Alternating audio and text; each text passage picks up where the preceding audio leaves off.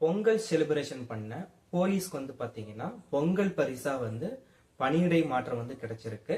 என்ன நான் சொல்றது வந்து நீங்க பொய்ன்னு நினைக்காதீங்க. இது வந்து நடந்த ஒரு ரியல் ஒரு இன்சிடென்ட். அதை பத்தி தான் வந்து நாம இன்னைக்கு இந்த வீடியோல வந்து தெரிஞ்சுக்க போறோம். அதுக்கு முன்னாடி நீங்க இப்பதான் வந்து மிஸ்டர் பிரதாப் ஸ்டுடியோ யூடியூப் சேனலுக்கு ஃபர்ஸ்ட் டைம் வரீங்கன்னா ஃபாலோ பண்ணாதீங்க, ஃபாலோ பண்ணிக்கோங்க. உங்க ஃப்ரெண்டுங்களுக்கும் ஷேர் பண்ணுங்க.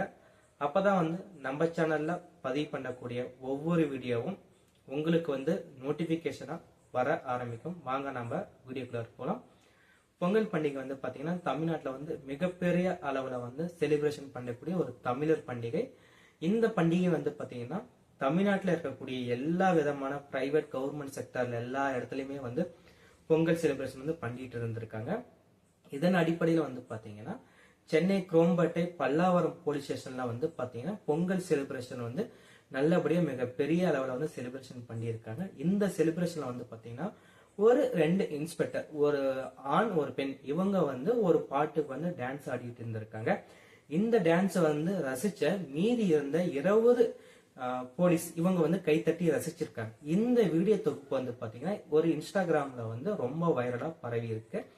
இந்த வீடியோ வந்து பார்த்த தாம்பரம் மாநகர காவல் ஆய்வாளர் வந்து பாத்தீங்கன்னா அமுல்ராஜ், இவர் வந்து ஒரு ஆர்டர் வந்து பாஸ் பண்றாரு. என்ன ஆர்டர்னு வந்து பாத்தீங்கன்னா இந்த 22 போலீஸ்க்கு வந்து பாத்தீங்கன்னா பொங்கல் பரிசா வந்து கொடுத்திருக்காரு. என்ன தெரியுமா கொடுத்திருக்காருன்னு பாத்தீங்கன்னா அவங்கள வந்து பணியிடை மாற்றம் வந்து பண்ணியிருக்காங்க. டான்ஸ் ஆடின 2 இன்ஸ்பெக்டர் இவங்களுக்கு வந்து பாத்தீங்கன்னா காத்திருப்போர் பட்டியல வந்து பணியிடை மாற்றமும், மீறி கைத்தட்டி ரசிச்ச 20 போலீஸ்க்கு வந்து பாத்தீங்கன்னா ஆயுத படைக்கு வந்து மாத்திருக்காங்க.